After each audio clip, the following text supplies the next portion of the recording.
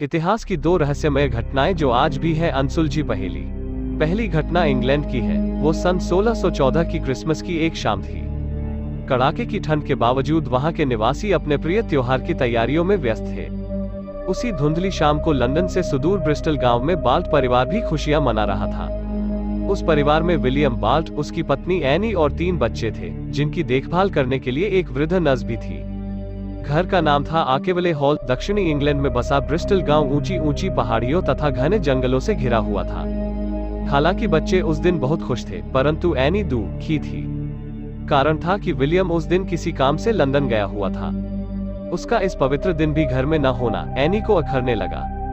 Any William के ख्यालों में खोई हुई थी कि अचानक उसने विलियम को सीढ़ियों से ऊपर चढ़ते देखा। विलियम तो उस समय लंदन में था, इसलिए एनी को बहुत ही आश्चर्य हुआ। बच्चे भी उसे देखकर पापा पापा चिल्लाने लगे। वो साया फिर तेजी से ऊपर वाले हॉल में घुस गया। उसका पीछा करते हुए जब एनी तथा बच्चे हॉल में गए तो वहां कोई भी नहीं था। बस विलियम का सिगार वहां अपने आप जल रहा था। अचानक पूरे घर में विलियम की चीख गूंजी। ठीक उसी समय चर्च से 5 बजे की घंटी बजी। सब सदस्य जब प्रार्थना हेतु नीचे उतरने के लिए सीढ़ियों के पास गए तो एक कोने में खून से सने हुए 2 हाथों के छाप देखे। बच्चे डर के मारे रोने लगे। एनी भी डर गई, क्योंकि वह छाप विलियम के हाथों की थी तथा ताजे खून से बनी हुई थी। उसी रात करीब 2 बजे एक राज्य कर्मचारी ने हौंफते हुए वहां आकर यह खबर दी, मैडम, सर विलियम की आज करीब 5 बजे शाम को किसी ने हत्या कर दी। मृत्यु से पूर्व वे सिगार पी रहे थे। हत्या वाले कमरे में खून से सनी उनके हाथों की छाप भी पाई गई है। इंग्लैंड में आज भी विलियम की इस अजीब मौत के रहस्य को कोई नहीं सुलझा पाया। वैज्ञानिक इसे अजीब करिश्मा मानकर खामोश हैं और विलियम के पारिवारिक लोग हैरान और परेशान हैं। दूसरी घटना 10 अक्टूबर 1931 की है। हंटिंगटन, न्यू जर्सी, अमेरिका में फुटबॉल मैच की तैयारी चल रही थी। यह मैच अमेरिका की 2 प्रसिद्ध टीमों के बीच होने जा रहा था तथा अमेरिका के तत्कालीन राष्ट्रपति हर्बर्ट क्लार्क हूवर इस मैच में एक दर्शक के रूप में शामिल हो रहे थे। उन्हीं दिनों अमेरिका ने एक हवाई जहाज तैयार किया था जिसका नाम था USS अलेक्रान। यह अमेरिकी विमान फुटबॉल मैच के उद्घाटन समारोह के दौरान ही अपना पहला सार्वजनिक प्रदर्शन करने वाला था। आम लोगों के मन में विमान को लेकर बहुत ही उत्सुकता थी। अपने सार्वजनिक प्रदर्शन के दौरान अलेक्रान को फुटबॉल स्टेडियम के चारों तरफ चक्कर काटना था।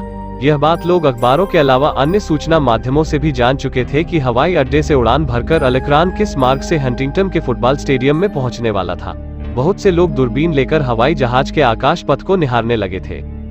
सबसे पहले जिस व्यक्ति ने दूरबीन से हवाई जहाज को देखा वह था रॉबर्ट ठेके। इसके बाद दूरबीन से अनेक व्यक्तियों ने आकाश में उड़ रहे हवाई जहाज को देखा जो फुटबॉल स्टेडियम की तरफ आ रहा था। परंतु अचानक कुछ ऐसा घटा कि आंखों पर दूरबीन लगाए हवाई जहाज को देख रहे व्यक्तियों का सारा मजा आतंक में बदल गया।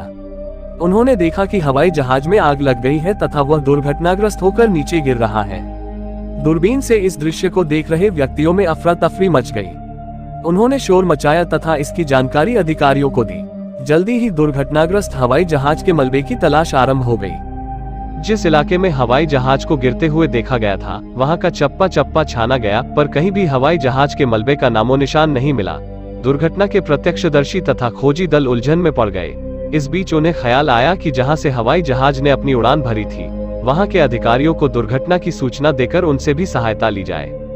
जब अलेक्रान हवाई अड्डे के अधिकारियों से संपर्क बनाया गया तो सारा घटनाक्रम एक जटिल और अनसुलझा रहस्य बन गया। अलेक्रान हवाई अड्डे के अधिकारियों ने बताया कि जिस हवाई जहाज के दुर्घटनाग्रस्त होने की बात कही जा रही है उसने तो अभी तक उड़ान ही नहीं भरी। उड़ान में विलंब की वजह कुछ तकनीकी खराबी थी। हवाई अड्डे के अधिकारियों का कहना वास्तव में सही था। अलेक्रान नामक विमान हवाई अड्डे पर ही खड़ा था। फिर वो क्या था जिसे इतने सारे लोगों ने हवाई जहाज को आग की लपटों में डूबा दुर्घटनाग्रस्त होते हुए देखा था? वह कौन सा जहाज था? अगर वास्तव में कोई हवाई जहाज गिरा था तो उसका मलबा कहाँ गया? कहीं ऐसा तो नहीं कि हवाई जहाज की दुर्घटना लोगों का दृष्टिभ्रम था? यह सभी सवाल आज भी अनसुलझी पहेली बने हुए हैं।